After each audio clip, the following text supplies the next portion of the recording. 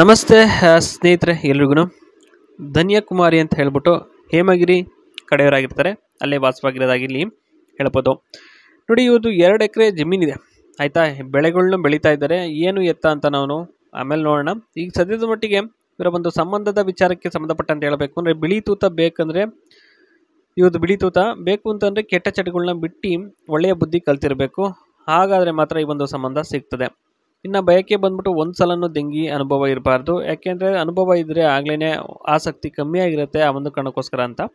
ಇನ್ನು ಹೌಸ್ ಬಂದ್ಬಿಟ್ಟು ಇವ್ರದ್ದು ಡುಪ್ಲೆಕ್ಸ್ ಫ್ಲ್ಯಾಟ್ ಇದೆ ಸ್ನೇಹಿತರೆ. 2 ಎಕರೆಯಲ್ಲಿ ಅಲ್ಲೇ ಸುತ್ತಮುತ್ತ ಕಟ್ಟಿರ್ತಕ್ಕಂಥ ಒಂದು ಮನೆ ಆಗಿರುತ್ತೆ. ಡುಪ್ಲೆಕ್ಸ್ ಫ್ಲ್ಯಾಟ್ ಅದು ತುಂಬಾ ಚೆನ್ನಾಗಿದೆ ಇಂಟೀರಿಯರ್ ಅವ್ರದ್ದೆಲ್ಲ. ಆಮೇಲೆ ನಾನು ಕೊನೆಯಲ್ಲಿ ಹೇಳ್ತಾ ಹೋಗ್ತೀನಿ. ಸದ್ಯದ ಒಂದು ಮಟ್ಟಿಗೆ ಇದನ್ನ ನೋಡ್ತಾ ಹೋಗೋಣ.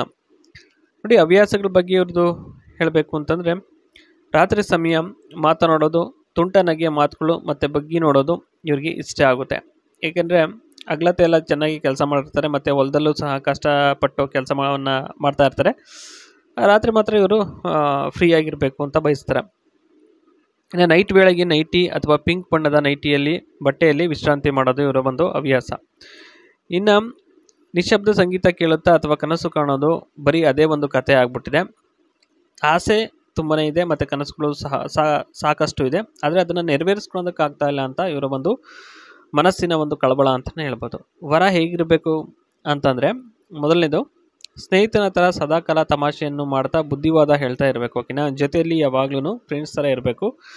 ಮನೆಯಲ್ಲಿ ತುಂಬಾ ಸರಳತೆಯಿಂದ ಇರಬೇಕು. ಮತ್ತು ಹಿಂಪಾದ ಹಾಡನ್ನು ಆಡೋಕ್ಕೆ ಬಂದರೆ ಇನ್ನೂ ಖುಷಿ. ಏಕೆಂದರೆ ಸಂಗೀತ ಅಂದರೆ ತುಂಬ ಇಷ್ಟ. ಆ ಒಂದು ಕಾರಣಕ್ಕೋಸ್ಕರ ಹಿಂಪಾದ ಸಂಗೀತ ಆಡಿದ್ರೆ ಇನ್ನೂ ಕೇಳೋದಕ್ಕೆ ಸೊಗಸಾಗಿರುತ್ತೆ. ಮುಖ್ಯವಾಗಿ ಪಂಚೆ ಕಟ್ಕೊಳಕ್ಕೆ ಬರಬೇಕು, ಚಡ್ಡಿ ಹಾಕೊಂಡು ಓಡಾಡೋದಲ್ಲ. ಏನಿಲ್ಲ ಅಂದರೆ ಮೊದಲ ದಿನ 5 ಗಂಟೆವರೆಗೂ ಮಲಗಬೇಕು. ಏಕೆ ಅಂತಂದರೆ ಅವತ್ತು ಒಂಥರ ಚೆನ್ನಾಗಿರುತ್ತೆ, ಮೊದಲನೇ ಸಲ ಅಲ್ವಾ. ಹಾಗಾಗಿ ಇನ್ನು ಕ್ರಾಪ್ ಟೈಪ್ ನೋಡಿ, the background shows ripened paddy rice which need standing water and are heavily depend on irrigation ಅಂತ ಹೇಳಿದರೆ, ಇರಿಗೇಷನ್ ಥರ ಕಾಣಿಸುತ್ತೆ ಈ ಒಂದು ಲ್ಯಾಂಡು ಆಯಿತಾ. ನೋಡ್ಬೋದು, ಬೆಟ್ಟ ಗುಟ್ಟ ಮಧ್ಯದಲ್ಲಿ ಇರ್ತಕ್ಕಂಥ ಒಂದು ಲ್ಯಾಂಡ್ ಆಗಿರುತ್ತೆ. ಮತ್ತು ರಾಗಿಗೆ ಬೆಳೆದಂಗೆ ಇದ್ದಾರೆ ಸ್ನೇಹಿತರೆ. ಸಾಯಿಲ್ ಟೈಪ್ ಬಂದ್ಬಿಟ್ಟು likely to be clay, loam or alluvial soil which holds water well and is fertile ideal for rice cultivation ಅಂತ ಹೇಳಿದ್ದಾರೆ. ಸಾಯಿಲ್ ಟೈಪ್ ಬಂದ್ಬಿಟ್ಟು ಸ್ನೇಹಿತರೆ clay, loam or alluvial soil ಇರ್ಬೋದು ಅಂತ ಅನ್ನಿಸಿಕೆ. ಈ ಒಂದು ಲ್ಯಾಂಡ್ಗೂ ಸಹ ಸೇರಿಗಿಟ್ಟಿದ್ದಾರೆ. ಮತ್ತು ಇರಿಗೇಷನ್ ಸೋರ್ಸ್ ನೋಡಿ, canals, tubewells, borewells, ponds or tanks, rain water, harvesting system, ಈ ರೀತಿ ಎಲ್ಲ ರೀತಿಯ ಒಂದು ಫೆಸಿಲಿಟೀಸು ಒಂದು ಇರಿಗೇಷನ್ ಮಾಡೋದಕ್ಕೆ ಅವೈಲೇಬಲ್ ಇದೆ ಸ್ನೇಹಿತರೆ. ಓಕೆನಾ. ಯಾವುದನ್ನು ಬಳಸ್ಕೊಂಡು ನೀವು ಒಂದು ಪ್ರಾಪರಾಗಿ ಮಾಡಿದ್ರೆ ಖಂಡಿತವಾಗಿಯೂ ಒಂದು ಒಳ್ಳೆಯ ಜಮೀನನ್ನು ಬೆಳಿಬೋದು ಅಂತ ಹೇಳ್ಬೋದು.